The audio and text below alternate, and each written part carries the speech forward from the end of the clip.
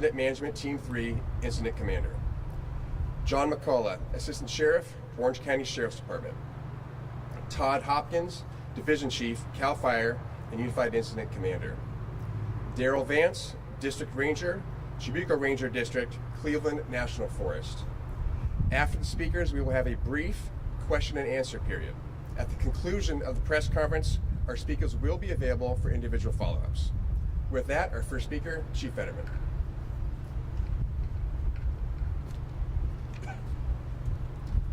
Good afternoon.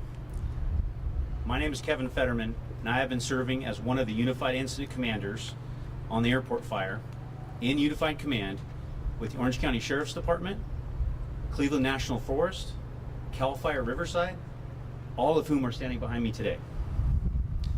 I would also like to thank Supervisor Foley for her attendance today and her support during this incident.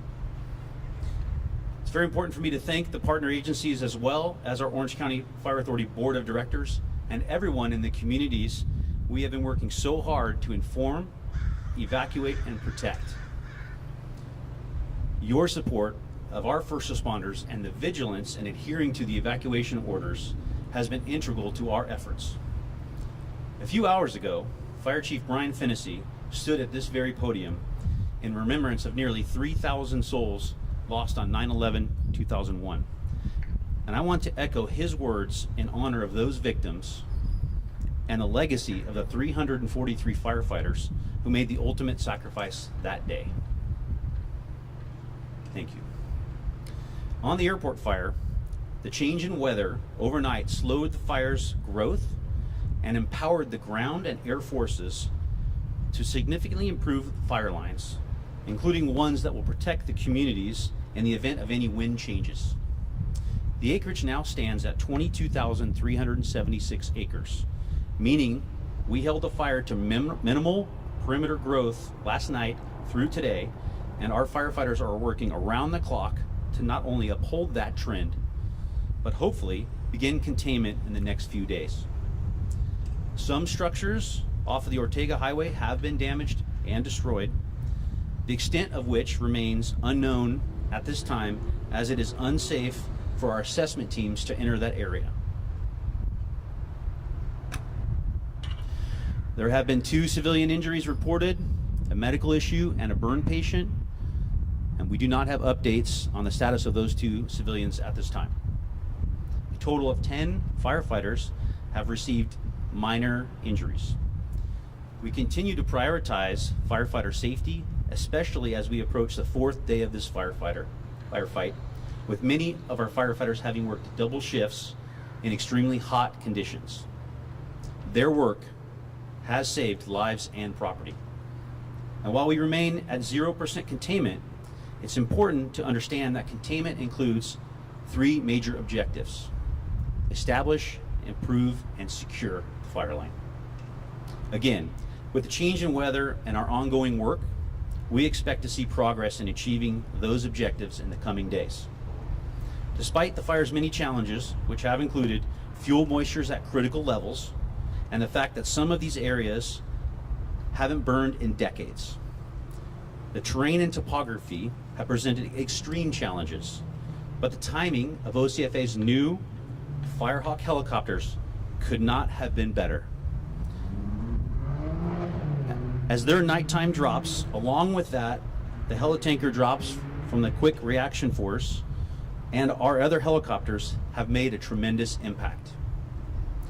Moving forward, one of our main priorities is to the east and with our partners with Riverside County. We have significant fire history in that area. Some of you might remember the Decker Fire of 1959, during which 6 firefighters lost their lives. The memorial for that fire is in the fire's path today, reminding all of us to be vigilant, particularly during the Elsinore effect.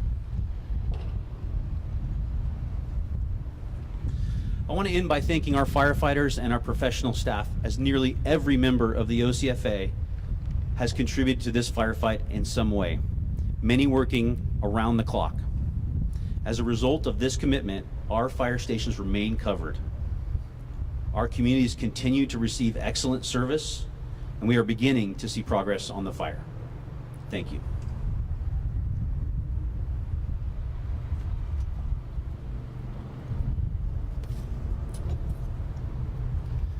Good afternoon. I'm Assistant Sheriff John McCullough with the Orange County Sheriff's Department.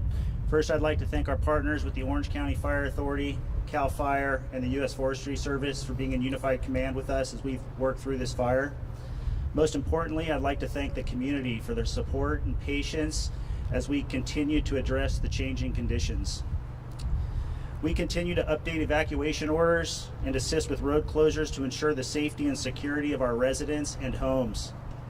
Currently, we have closures at the following locations: Plano Trabuco Road and Joshua Drive, Plano Trabuco Road and Robinson Ranch Road, Trabuco Canyon Road and Trabuco Creek Road, Santa Margarita Parkway and Antonio Parkway, Santa Margarita Parkway and Plano Trabuco, and we have a hard closure at Ortega Highway and Nichols Institute, and everything east of that until Lake Elsinore.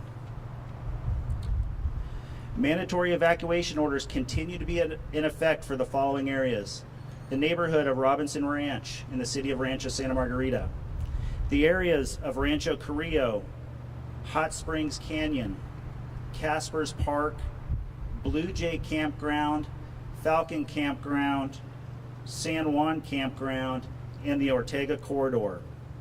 There's also a mandatory evacuation order in the neighborhood of El Carrizo, which is in Riverside County.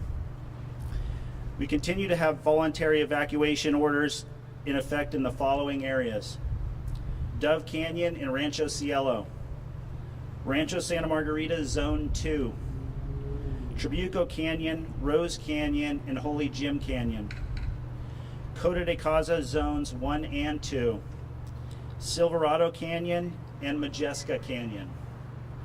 We continue to meet regularly and confer with the incident management teams for decisions about repopulation. For up-to-date emergency messaging, including a map of evacuation areas and the zones, please refer to ocsheriff.gov/airport fire. The Orange County Emergency Management and the City of Rancho Santa Margarita have established a care reception center, which is located at the Bell Tower Regional Community Center, located at 22232 El Paseo in the city of Rancho Santa Margarita, and the Red Cross is there available to assist with the evacuated residents. We also have large animal shelters established throughout the county, and they're located at 3 locations: the Orange County Fairgrounds, which is located at 88 Fair Drive in the city of Costa Mesa, the Los Alamitos Race Course, which is located on Catella Avenue in the city of Cypress, and the Knoll Ranch Saddle Club, which is located at 6352 East Knoll Ranch Road in the city of Anaheim. We have 2 small animal shelters established at Mission Viejo Animal Services, which is located at 28095 Hillcrest in the city of Mission Viejo, and the OC Animal Care, which is located at 1630 Victory Road in the city of Tustin. For emergency messaging in your area, this is a reminder to please sign up at alertoc.com, www.alertoc.com. In closing, I'd like to emphasize a couple of important points. Please be prepared to evacuate if you are living in the area near the fires. Fires spark up and the conditions change rapidly with the wind. Also, if you don't live in the area, in the affected areas, we would ask that you stay out so responding law enforcement and fire personnel can respond and have quick access to protect life and property. And finally, we have a large police presence in the area to maintain the safety and security of our residents and their homes in the affected area. And we will enforce the law. I want to underscore that we want to thank the affected residents. We know it's a difficult time for you, and we thank you for your support and patience as we work through these evolving changes. Thank you.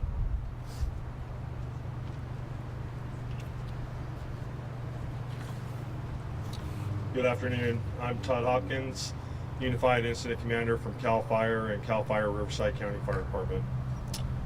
I will be covering the Riverside County portion of the fire over the evacuations, care and reception centers, and animal shelters. Currently, El Carrizo Village and Lakeland Village is still within evacuation warnings and evacuation orders. Today we had new evacuation warnings this morning that went south of White Sage Street and Sugarcane Court, west of Interstate 15, east of Orange County, Riverside County line, and north of Meridi Road, Santiago Canto Road, and Mayhew Canyon Road. In total, there are 5,513 homes that are under evacuation order, affecting 19,295 residents. There are 9,581 homes currently under an evacuation warning, affecting 33,533 residents. In Riverside County, Riverside County EMD has a care and reception shelter set up at the following locations: Temescal Canyon High School, it's 28755 El Toro Road, Lake Elsinore, California. Santiago High School, 1395 East Foothill Parkway in Corona, California. An additional evacuation center is open at Temescal Canyon High School in the big gym, in the big gym located at 28755 El Toro Road, Lake Elsinore, California. The site is equipped with cots, air conditioning, Wi-Fi, water, snacks, and welcoming staff. We also have animal shelters in Riverside County that are open. The Jurupa Valley Animal Shelter, located at 6851 Van Buren Boulevard in Jurupa Valley, California. And then an additional large animal shelter is available at the Marietta Equestrian Center, located at 42670 Juniper Street in Marietta, California. Basic food and water are available at animal shelters. If your pets or animals have special diets or special needs, please bring the special food or medications with your animals.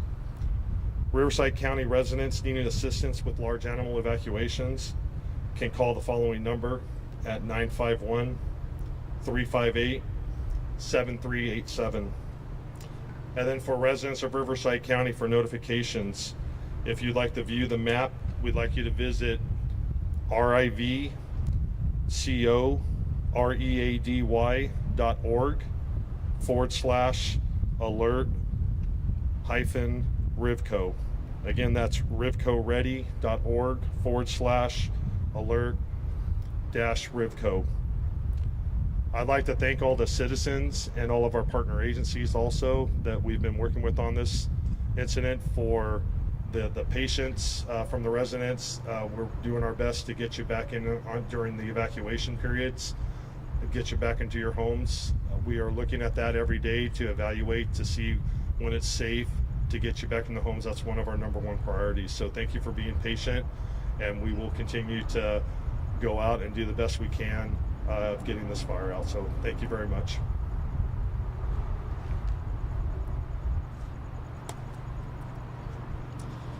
Hi, good afternoon. My name is Daryl Vance. I'm the District Ranger on the Trebico Ranger District of the Cleveland National Forest Service. On this fire, the Forest Service is fully engaged, and we are bringing federal resources to bear as soon as they are available to us. Although I do want to remind folks that we currently are engaged in multiple fires across the Southland, including large ones in both the Angeles and the San Bernardino National Forests. I also want to remind folks that although this fight has been going on for a while, it's far from over. We know this is going to take a little bit of time to put this fire away, and that we currently are aware of several recreational cabins as well as other recreational infrastructure in the national forest that have been damaged. Although we're not currently able to determine what the extent of the damage is, for reasons that have already been described, that it's going to take some time to get in there and really give things a look and make sure that it's safe to do so at the right time. Currently, the Trebico Ranger District of the Cleveland National Forest is closed to all recreation south of pretty much Corona, Bedford Canyon line south till well beyond south of the Ortega Highway. We do encourage our users that when there is an active fire environment and we are engaged in a firefight to please stay home. This is not the time to come out and engage in recreation when there's an emergency situation.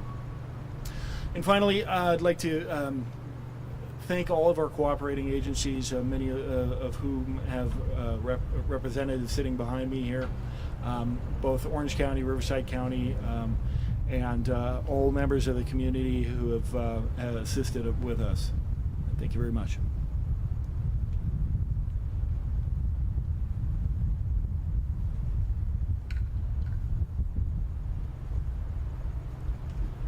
Big thank you to all of our speakers and all those standing behind us in support.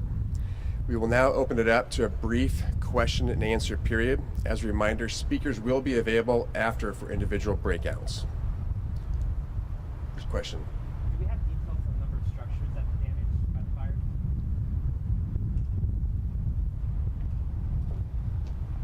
Well, we know that there have been structures damaged and destroyed because of the active firefight and the heat in some of those areas.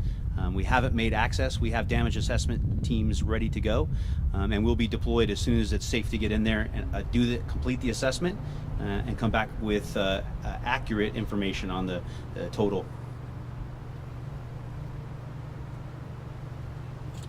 You described establishing a containment line. Could you talk a little bit more about that? Is it ahead of the fire in the direction you think it's going, or is it around the whole perimeter? There's a few different ways that we establish containment lines based on our type of fire attack. We can go direct right on the fire line when tactically and strategically that makes sense. We can also go indirect off the fire line on ridges and other geographical features that are the most strategically advantageous. So that really depends upon the nature and the location of the geography in the area. It's a little bit of a nuanced answer, but our division supervisors are directly boots on the ground, identifying the appropriate strategy and tactics in those particular areas to determine which types of fire line that they establish and what types of resources they use. And then last night we saw the fire obviously explode, and we saw a dramatic video from all around Lake Elsinore. Do you guys expect any kind of similar Elsinore effect action overnight that you guys need to be prepared for? Yeah, so pretty significant fire behavior yesterday. Although today we've seen, I think you can all feel that the weather has moderated. A decrease in temperature, an increase in RH, all those factors have a tendency to, at sometimes, decrease the fire behavior. There are other scenarios when fire becomes in alignment and burns more aggressively. So we're actively monitoring it, and as I said earlier, identifying and utilizing the appropriate strategy and tactics to be the most successful.